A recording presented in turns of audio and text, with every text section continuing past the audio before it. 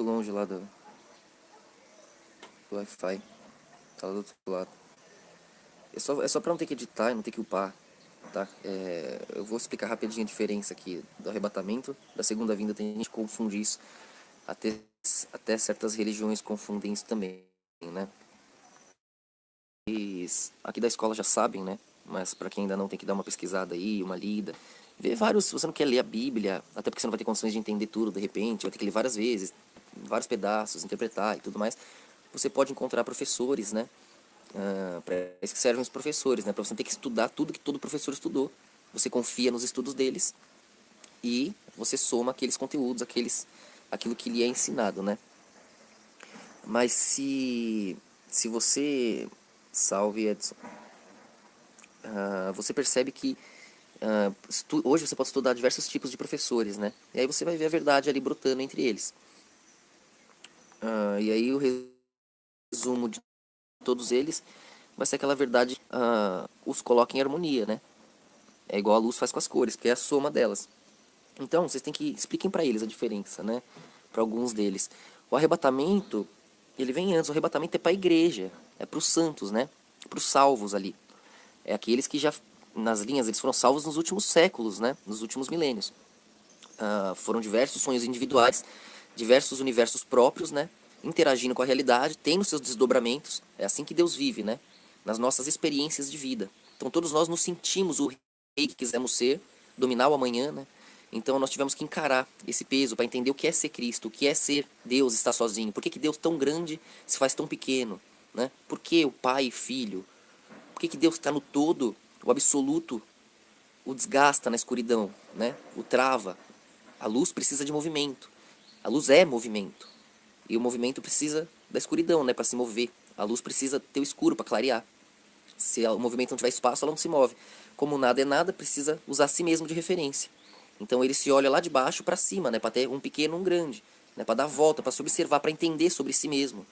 Então a luz, olhando ela mesma ao redor de si, faz o quê? 12 pontos, né? 12 passos, as 12 cores ali, né? Você vê isso no sistema solar.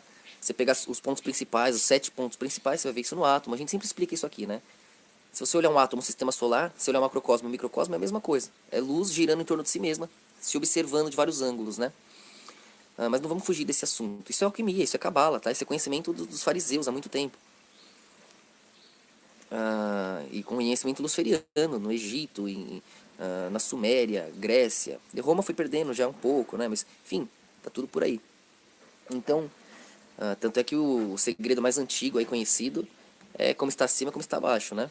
Essa é a verdade. Está dentro, está fora. Porque tudo é essa simetria, a consciência interpreta.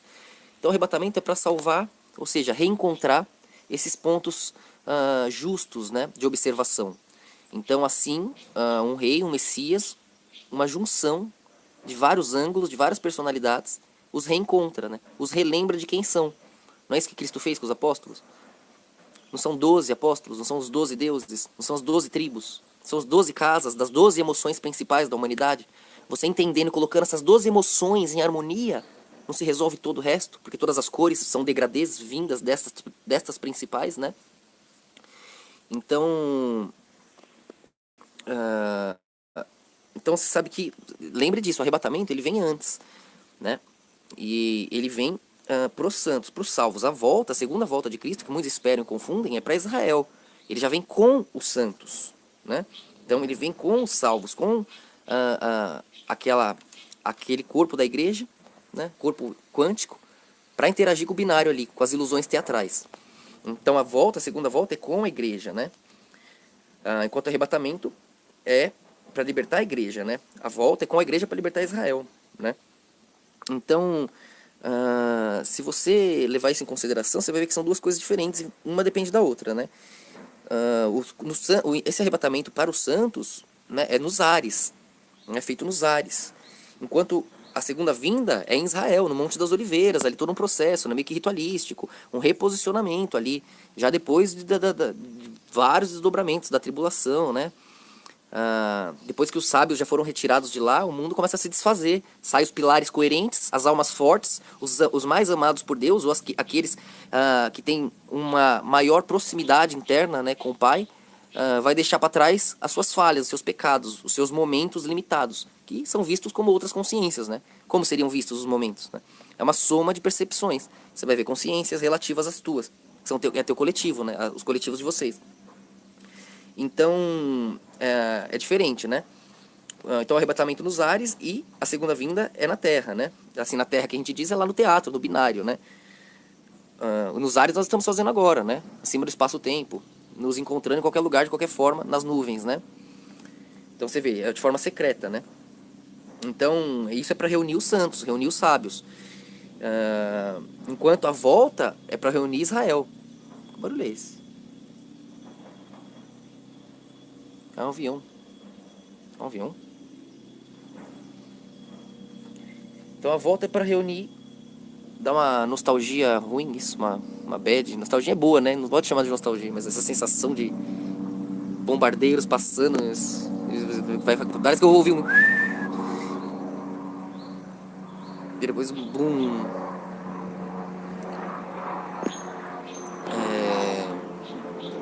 Então, galera, pô, tô parado aqui. Deixa eu ver, onde tá vindo esse? Ah lá, é um helicóptero.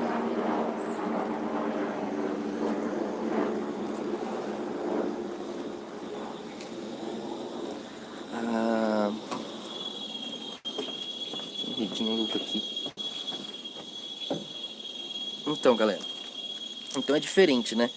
É pra, o arrebatamento é para reunir os santos, né? Para reunir ali. E quando santos, o que significa o santo? Os santos são aqueles que não tem pecado. Não sei. Santo significa separado, né? Os posicionados ali. Então, é o encontro ali das perspectivas. Os santos são os mais puros, os mais próximos de Deus? Não, o contrário. Os que perceberam que estão mais longe de Deus, que entendem que são as falhas, que se sentem envergonhados, tristes e querem fazer dessas fraquezas a força para proteger Deus. Eles se sentem mal de terem traído a Deus, decepcionado a Deus. E eles querem impedir que outros o façam. Então eles se posicionam como anjos e demônios, né? Trabalhando naquilo que mais entendem, que melhor entendem. E às vezes é o oposto do que viveram, né? Então, porque eles conseguem enxergar ali, estão de frente de onde vieram, né? Então você tem que ter em cima e embaixo ali. Então é isso, esses separados são isso, para criar essa cabana completa, né? Então por isso você tem os 24 anciãos, né? 12 e 12. E... Olha o trovão lá, só dá pra ver... Dá pra ver daí? Ele tava lá bebendo água, acho. Então é isso, para reunir os santos, a igreja quântica, né? Os pilares quânticos ali, e depois para reunir Israel, que são os pilares da terra ali, né? O povo da terra, binário. São duas promessas, tá? Tem muita briga aí nos últimos tempos, por causa da igreja católica, depois os protestantes, querendo, confundindo, né, a teologia do pacto ali, como se a segunda aliança substituísse a primeira. Tem gente que confunde isso. E não é, né? Uma aliança ali, uma promessa é das coisas terrenas, das coisas da terra. Precisam de sinais, de formas, é para os judeus. E a outra coisa, não só os judeus, os israelitas em si, né? Porque vai unir as 12 tribos, não só de Judá que está aí, de Benjamim.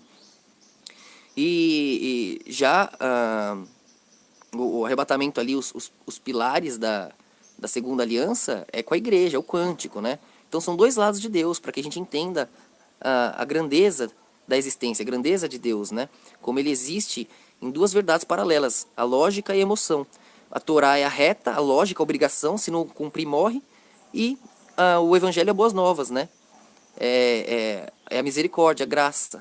Toma uma vida eterna. Você está perdoado, todo mundo errou. Todos são os erros para que o acerto em comum tenha força para nos salvar, né? Todo o resultado das nossas falhas faz um acerto inequívoco, que é Deus. E ele se faz presente e morre no nosso lugar, porque é o único que poderia aguentar. O trovão já veio aqui, já tá ali, ó. O trovão. O trovão. E aqui ele responde. Então é isso, né? Por exemplo, pega uns judeus argumentando, e fala que ele é um Deus de misericórdia, o Deus de vocês. Porque o Deus judeu não é de misericórdia na cabeça deles, né? Ele vai e faz vingança. Mas é um exemplo, né? É um aprendizado. Você percebe os dois lados de Deus. Lado do pai e lado mãe. Através do verbo, do filho, que é a síntese dos dois lados, né? Isso é a existência, isso é o triângulo, tá? Então, são os ângulos ali que dão os pilares para que a energia se mova, para que a torus exista, né? A torus é um triângulo para cima e outro para baixo. É o mesmo triângulo, né? Então, aí a energia pode ter relativos parâmetros, né? Então, na verdade, aí você vê que tem judeu que fala isso. Vocês falam que Deus de vocês é misericórdia, mas ele não perdoou nada. Ele só deixou outro pagar a dívida, né? Quer dizer, ele matou o próprio filho teve que pagar a dívida. Porque ele perdoou de uma vez, né? Então você vê, o povo judeu ele é binário, ele entende assim, 1 mais 1, 2, né? Mas se você pegar os cabalistas ali, alguns desses 144 mil, eles já têm essa expansão quântica. Então eles entendem que a consciência se vê num labirinto, né? Diante de si mesma, na escuridão ali. Caramba, ela é tudo, tá em todo lado, não tem como se mover, não tem como respirar, não tem como raciocinar. Aí Deus se orbita, né? Cada órbita é um dia, 7 camadas do átomo, né? 7 perspectivas de si mesmo. Aí você tem um tabuleiro ali, tem uma movimentação para se amparar. E os cabalistas entendem isso, né? Então, aí que tá. Antigamente, quando eles erravam, eles davam um sacrifício, um bezerrinho, né? Podia ser um caprino ou um bovino, né? Ou aves, né? Algumas aves, né, específicas, pode ser pomba, rolinha, galinha, né? Que bota ovo. E esses animais são os animais mais puros, né? Então eles davam isso em sacrifício. Então tinha que ser o mais perfeito, o mais bonito que eles tinham. Então doía no coração deles, que nem eu aqui. Se eu tivesse que matar o meu galo favorito aqui, minha galinha favorita, eu ficava muito chateado, né? Então é um sacrifício que você faz. Você posiciona aquele erro, aquela dor, que resultaria em morte, numa morte que você assiste dentro da tua toros, em vez de pegar em você, né? Então aí eram feitos rituais assim, para você manter o binário ali. Mas quando você entende o processo, você já consegue, em união com os demais, né, posicionar isso de outras formas, né, com um equilíbrio quântico ali, que não daria para se entender no início, na juventude da lógica humana. Olha quanta coisa não teve que desdobrar lá de Israel, né, lá do primeiro Éden até esse aqui que a gente quer reconstruir. Quantas órbitas ao redor de nós mesmos para entendermos tudo que somos. Lá os caras não sabiam o que encontrar no meio do mato, no deserto, no mar, não sabiam o tamanho do mundo. Nossa, era uma poeirinha. Agora, tudo está em nós, da nossa mão. Tudo é uma bolinha, um átomo. Tudo a gente vê de fora a realidade. A realidade está dentro de nós, da nossa mão. Lá em cima, o universo mais longe, o universo paralelo que você puder imaginar, qualquer coisa, o planeta mais longe, tudo que você puder pensar que está longe, lá em cima ou lá embaixo, você sabe que são átomos se movendo. Que é só uma percepção cognitiva dentro de você. Sem a tua percepção dentro da tua tela mental aí, ó, seria só uma dança de átomos, não tem longe, não tem perto. É só um pulso frequencial que te faz perceber como longe, como perto, né? Então o mundo está na nossa mão. Antigamente não, nós éramos pequenininhos lá dentro, né? Então, para não fugir muito do assunto, eu tô fugindo pra caramba. Então, a diferença é que a gente já falou. Arrebatamento, para libertar a igreja. A segunda vinda, para libertar Israel. Então, você vem com a igreja já, com os santos libertos, né? E aí, com os santos para depois ali libertar Israel. Então, com os santos, a reunião com os santos é no ar, nos ares, né? Como estamos fazendo. Reunião de Israel na terra, né? No Monte das Oliveiras, reposicionamento das tribos na na Terra Santa, como Deus prometeu para eles também, né? Quando naquele momento final, quando o mundo inteiro estiver querendo esmagar eles, vai ser impossível na cabeça deles se salvar, como foi outra hora, porque agora com a internet, com tudo isso, não tem como. Porque, cara, o trovão tá fazendo isso? O trovão, para aí. Cara, ele tá mexendo na carroça ali, derrubando a carrocinha, chamando atenção.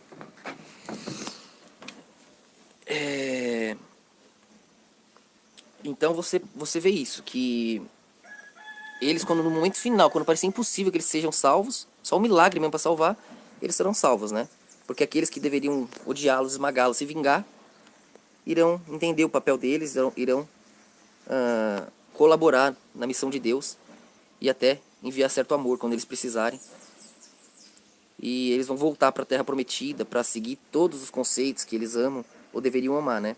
Só se sentirá punido o injusto, né? Aquele que não ama o que é. E aí é com cada um. E questão de tempo também o movimento, né?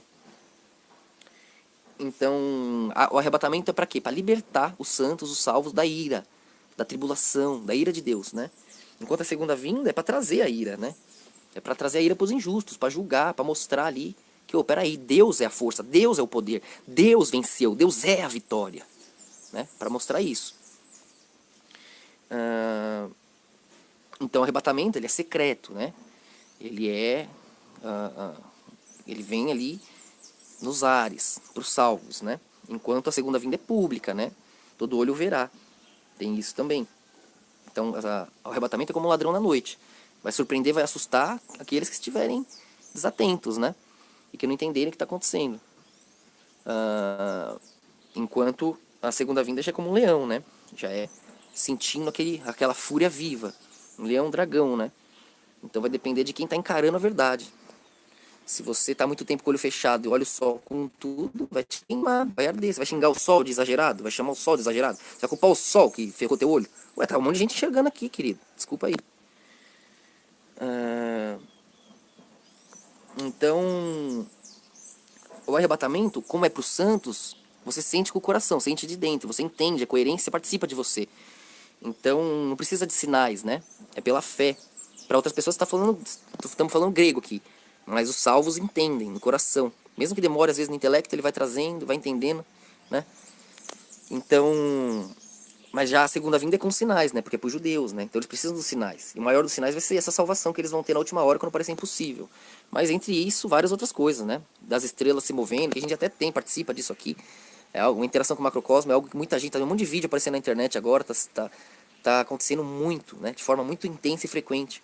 Nem na minha infância acontecia assim, que era muito, hein? Aí parou, travou, né? Por causa dos desdobramentos finais.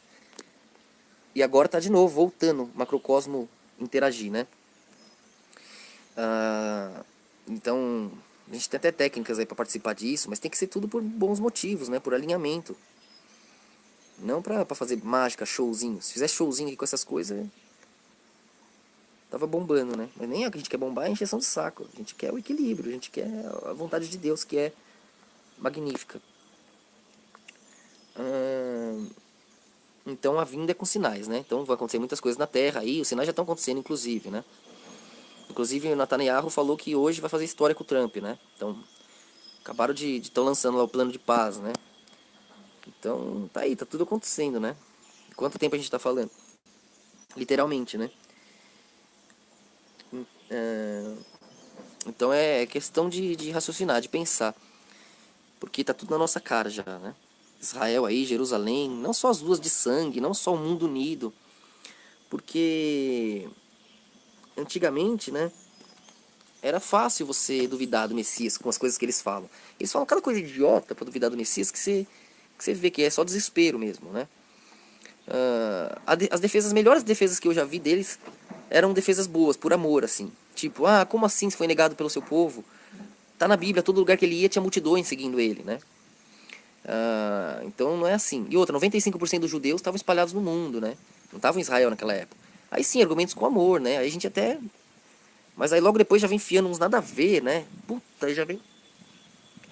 Mas esse é assunto pra outra hora, né? Aí você vê a raiva deles, um pouco do medo, mas que se transforma em inveja, mas sempre com lógica, assim, eles vão posicionando lógica. Só que já tá ficando tão ridículo, porque já tá tendo um argumento muito grande pra tudo, né? Com a internet, com os pastores, os santos se reunindo. Fica difícil deles se defenderem.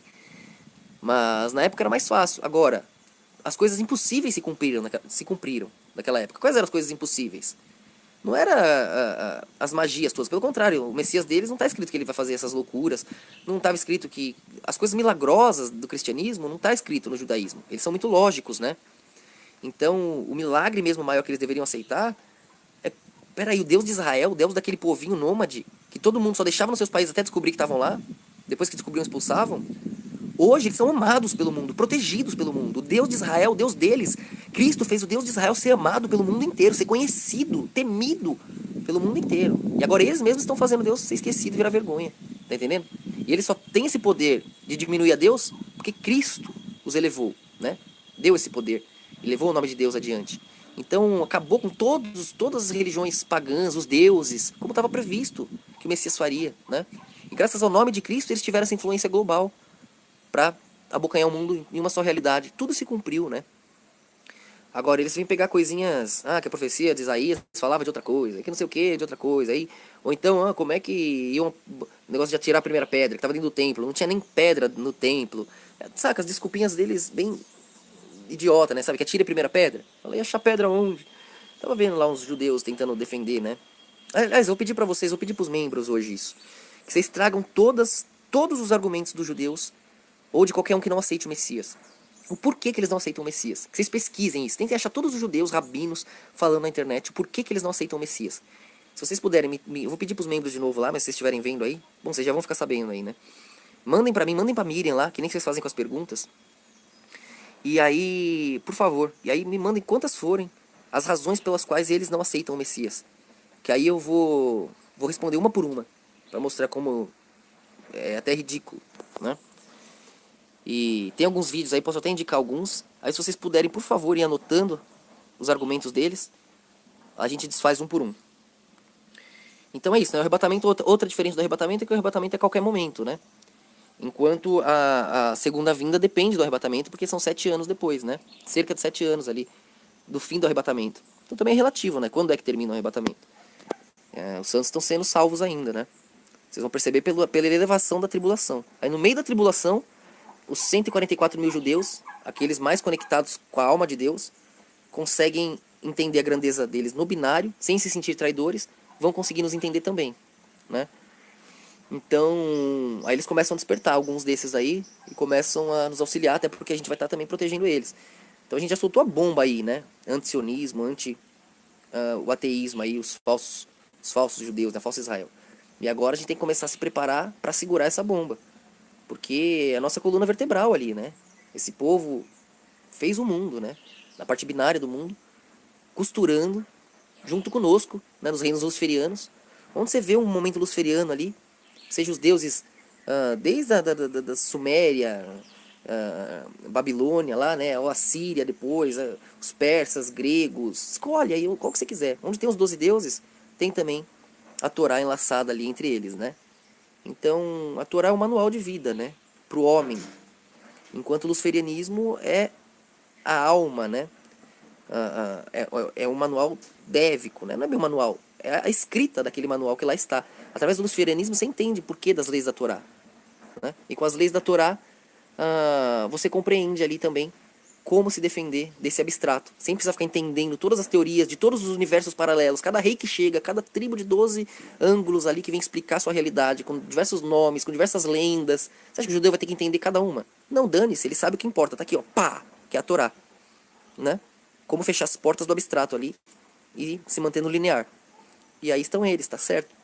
Só que achar que isso é glória deles, que virar ateu agora, pisar em Deus, não fazer o mundo amar a Deus, não fazer o mundo ser o povo de Deus, ficar com birrinha, com egoísmo, né? Então, Deus quer que eles saibam que Deus os ama, Deus nos ama também, né? Então eles tinham que ter orgulho que hoje o Deus de Israel é o Deus do mundo inteiro. E fazer o Deus ser amado. Porque vai provar que os últimos milênios estavam previstos e aconteceram exatamente como Deus falou. Que inimigo é esse que Deus denunciou lá atrás, sabia, escreveu? Que briga é essa? Que medo é esse? Que desespero é esse? Tá tudo certo, Deus é grande, Deus é perfeito. E eles tinham como fazer o mundo inteiro não duvidar disso agora. E fazem o contrário. Esse é o pecado. Nada mais. E, enfim, através desse erro, justamente através desse erro, nós temos a perspectiva ideal e um ponto de união em comum. E mesmo no erro, eles nos unem. Então, por isso que Cristo chamava eles de os pequeninos irmãos, né? Que eles são nossos irmãos, nossos pequeninos irmãos. São os homenzinhos lá da terra, né? E são grandes, seguram o universo ali, né? Nossa realidade toda, que agora com todo esse conhecimento que a gente tem agora, toda essa tecnologia que a gente tem agora, a gente consegue entender, conceber, dominar. Eles estão há milênios segurando isso, galera. Tem mérito aí. É uma pena que eles estejam virando ateus, cabalistas, se sujando, colocando Talmud, as palavras de fariseus na frente da Torá, da palavra de Deus. Enquanto a Torá te dá regras, o Talmud fala pra você que você pode fazer o que quiser, te dá uma forma de como fazer. Então, através do conhecimento de Deus, vão tentando se tornar luciferianos ali e enganar Deus, né? Dar voltas. Eles entendem Deus como um tecido, uma estrutura que não é viva, não tem vida. Que é só eles costurarem. Já que eu não tenho essa pureza, fico recitando essa vibração aqui, ó. 72 nomes de Deus aí, 72. Igual 72 fariseus, né? Os 72, metade dos 144 mil lá, 72 ângulos. Então eles decoram essas vibrações e querem passar ali com máscaras, né? Pelos portais ali do inferno, para poderem encostar em Deus. Ou seja, no ponto de energia, de fonte, né? De criação da realidade. Então a Cabala é isso, a magia é isso, né? Você chegar na fonte, acima do espaço-tempo, e dali plasmar a realidade no tecido, que é um pouco mais lento. Mas como que você faz para chegar naquela alta vibração, né? Da alma de Deus? Você não tem energia para isso, não tem pureza para isso. Aí eles fazem ali os trambiques, né? Artificiais, que vão desde sacrifícios a meditação, recitação de certas vibrações.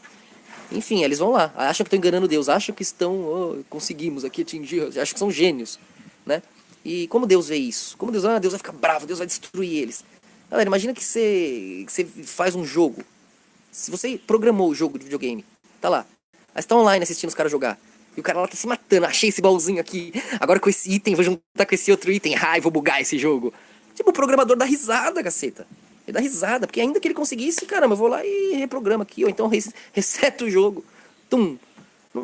Não é assim, saca? Cada plano, cada intenção, cada possibilidade dentro do tecido real foi colocado lá por Deus. Deus sabe, Deus viu, Deus é. E Deus se esforça pra não ver alguma coisa.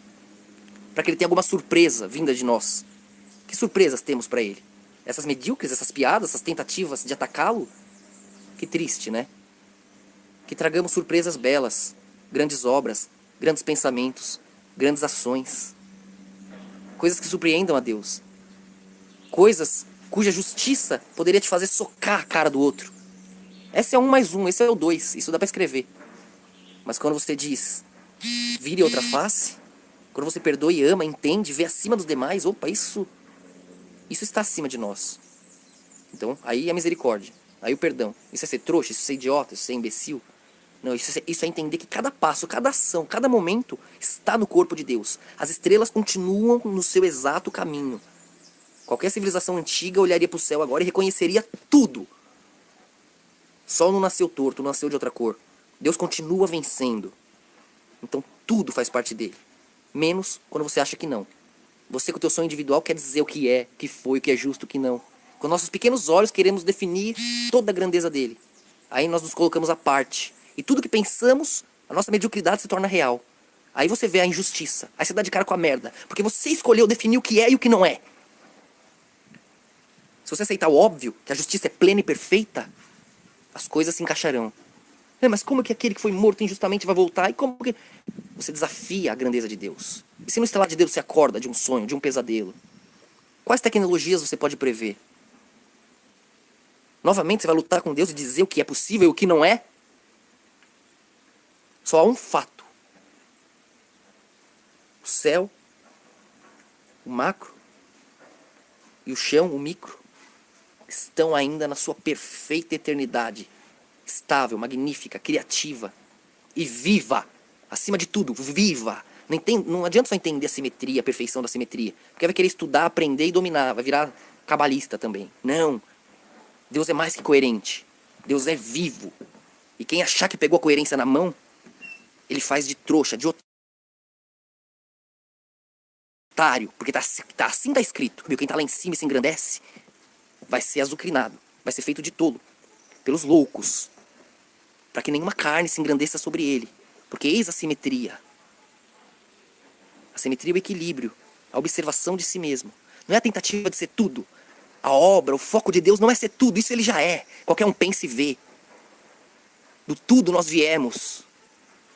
A obra consiste em tentar ser pequeno, tentar ser nada, tentar começar, tentar criar. A imagem e semelhança de Deus. Criem, não me deixem só.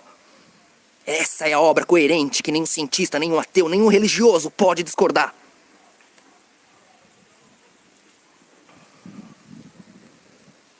Mas a verdade assusta. Vocês não têm medo de Deus, vocês não têm medo da justiça, que a justiça está simétrica, lá em cima, lá, ó, só alinhadinho com as cores. Né? Você vê o prato alinhando as cores certinho. Você não tem medo de Deus, porque Deus é justo, Deus é misericordioso, Deus é bom. Você tem medo de você mesmo, das tuas vergonhas, dos teus erros, de olhar de cara com você mesmo, com o teu passado. Se tudo é perfeito, tudo está conectado, as coisas que você acha que ficariam em vão, não vão ficar. Aí você duvida da misericórdia de Deus, do amor de Deus. Entenda os teus erros, proteja Deus desses erros que você cometeu. E Ele te amará, te agradecerá.